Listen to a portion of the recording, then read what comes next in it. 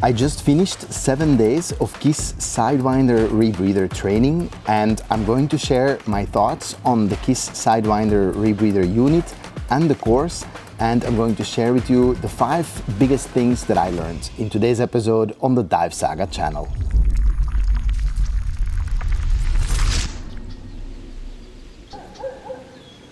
This is the view from my house, from my home in Utila. We never talk about that because I'm usually traveling and making cool episodes for everybody. But the last few weeks I've been here, I've been teaching IDCs, and I just finished 7 days of KISS Sidewinder rebreather training. And by popular demand, based on a poll on our Instagram and YouTube channel, people would like to know how that went. And I'm of course very happy to share that. This is not necessarily a review of the KISS Sidewinder itself, because to be honest, this is my first rebreather training, so I don't think I'm the best person to give you a review on that unit, but I'm absolutely going to share my thoughts on how the training went, what I think about the unit, why I chose it, and 5 things that I learned. By the way guys, this episode is sponsored by ADEX Ocean Festival in Singapore. ADEX Asian Dive Expo is the largest scuba diving trade show in Asia, and they have shows all over Asia, including Singapore, which I will be attending, but also Hong Kong, Beijing, Sydney, and many more.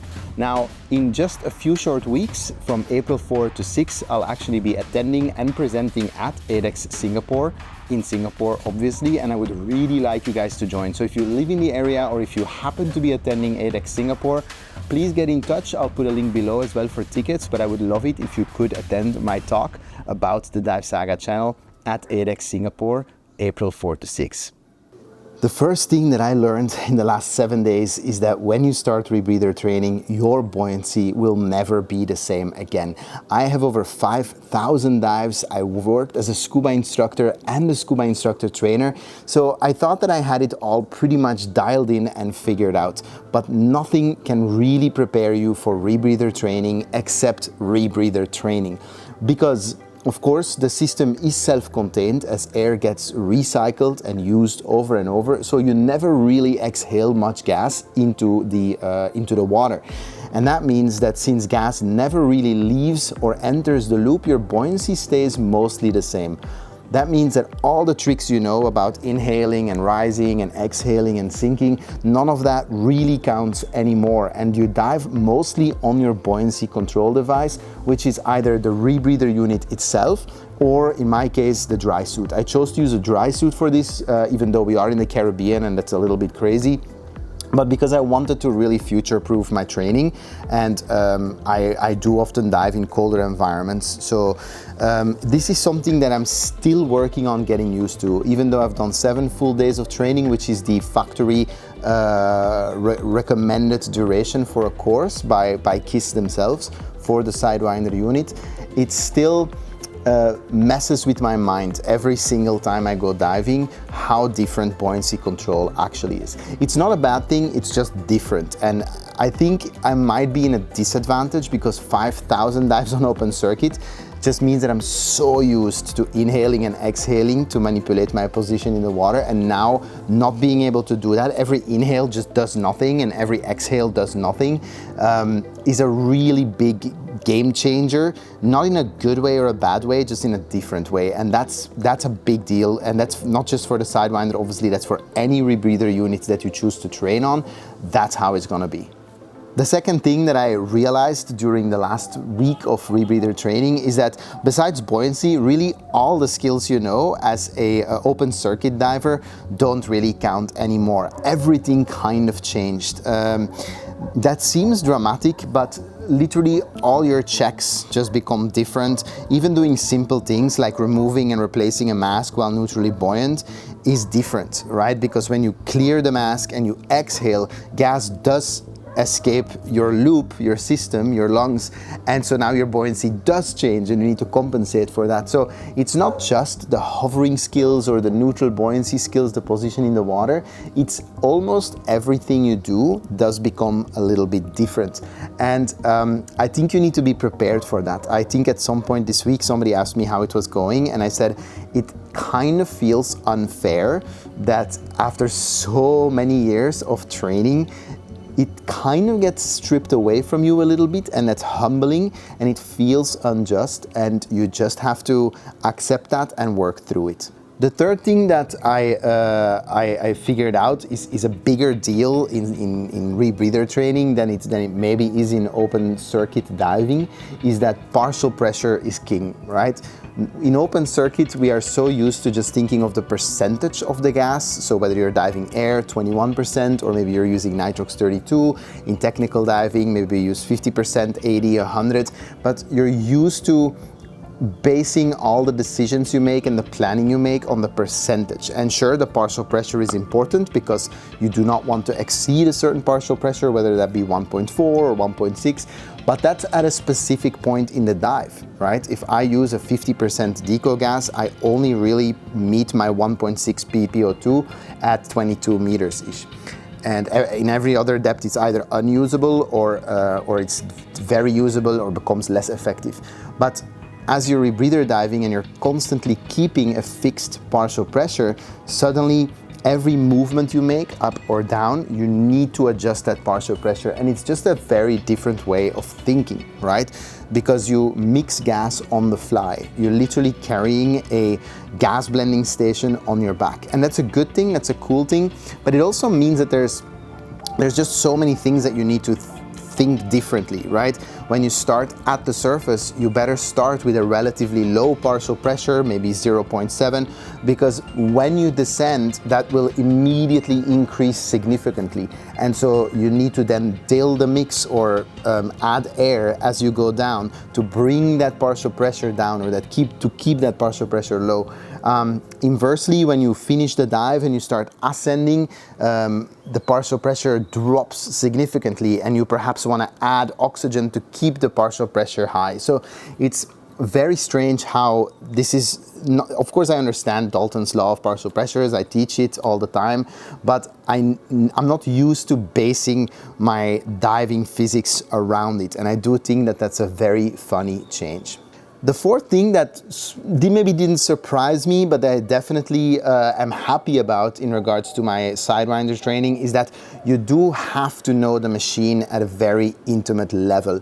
And that's a good thing. I think a lot of people, when they learn open circuit scuba diving, they don't necessarily learn their scuba equipment very intimately. Sure, you learn how to set it up and maybe rinse it and whatnot, but you don't learn to service it, for instance. Now, when you're taking rebreather training, and specifically with the KISS Sidewinder, one of the reasons that I chose this unit is it's a mechanical CCR, meaning that there is actually relatively little electronics, and you do most of it mechanically. You inject oxygen, although there is a constant flow. You personally adjust these things during the dive, which means there's a lot of mechanical components, and that's great, because that means if something breaks and it's mechanical in nature, chances are you can fix that, yeah? Especially if you get a good instructor, which I did. Shout out to Florian, who was my instructor. I'll put a link below. But you can actually fix a lot of things, and it means that you need to be able to completely deconstruct the machine and reassemble the machine over and over and over until you're confident and comfortable with that. Which I hoped for, but I didn't know if it was going to be like that. So I think it's really cool that not only do you dive the machine, but you know it inside out. You know every part and what it does and how to care for it, how to replace it, which is very powerful in my opinion. The last thing that I learned, and I think that's for every unit, but I'm not sure, is that it's gonna take about 100 hours minimum to sort of regain the skill and comfort level that you have on open circuit. And again, I don't know if it's worse when you have more open circuit experience, but I think so. But I'm now like 12, 14, 15 hours in, and I'm only just able to sort of dive it and comfortably do things, but I have to think a lot. And it's not that I don't understand it, it's just that the reflexes are different. Like I said earlier, your buoyancy disappears, or is different, right? Your basic skills are altered. Partial pressure is front and center in the way that you manage and execute a dive. And so it is going to take a good 100 hours to just be able to regain the comfort and the automatisms and the reflexes that I had on open circuit. And I don't mind it, but it does mean that you have to put in the work. So I did buy my own Sidewinder because I realized this ahead of time, it was going to be like that. And so I will need to do those hours. People have asked me if I'm looking forward to like cave diving and technical diving and whatnot. And so while I do that a lot on open circuit, it's going to take a long time before I'm able to translate those skills into the closed circuit story, right? Now, I bought a KISS Sidewinder, I've said it a few times. What's unique about that one, or what is specific about that one, is that it's a side-mounted rebreather. So it actually, the scrubbers fit on the sides right above your side mount cylinders, and then the oxygen is on your butt, yeah? It's attached to your D-rings. Now, I only had 3-liter cylinders here. They're actually too big. It's not necessary. It's just what I had here. I'll be buying smaller ones. But so if you see footage and you see a really big 3-liter cylinder on the back, that's just us making it work with the logistics that we had on our tiny island here. Your diluent, so your air or nitrox, is actually also your bailout, in the sense that what you use to dill the mix is simply the side mount gas that you have on your sides. So if for whatever reason the rebreather you need to bail out, it no longer works, maybe it gets flooded, or you think there's a carbon dioxide leak, then you simply close the loop, you bail out, and now you're just on side mount. And so I really like that. That's extremely redundant, because now I suddenly have 2 full cylinders, or mostly full, that I can simply finish the dive with. So it really means that the Sidewinder itself kind of reduces to these 2 scrubber canisters, the loop, the counter lungs, and just the MAV, the addition valve. And that's it. So it's actually really small, and it pretty much fits in a carry-on. It's not even all that heavy, and I really do like that. So for travel, and especially for the future and the Dive Saga channel, I think that it's gonna be a great tool where it can be useful to extend dives and just have more time in the water to keep crafting these episodes. If you are a KISS Sidewinder diver and you have tips, I would love to hear them below. If you dive another unit, I would love to know your reasonings behind that as well. And I do again want to thank my scuba instructor, my CCR instructor, Florian, for the diligent training, my dive partner, Gabby, who was with me on the class, because you do need some good buddies to hold you accountable during the training. And lastly, I want to thank ADEX Ocean Festival. As I mentioned before, April 4 to 6, I will be attending it, and I will actually be giving a lecture about the Dive Saga channel. So if you're there, I would love for you to attend that lecture. That's actually a bit my nightmare scenario, that there is nobody there to attend it. So please, you should come and watch. You can get tickets below. And very soon we'll be back with regular programming right here on the Dive Saga channel.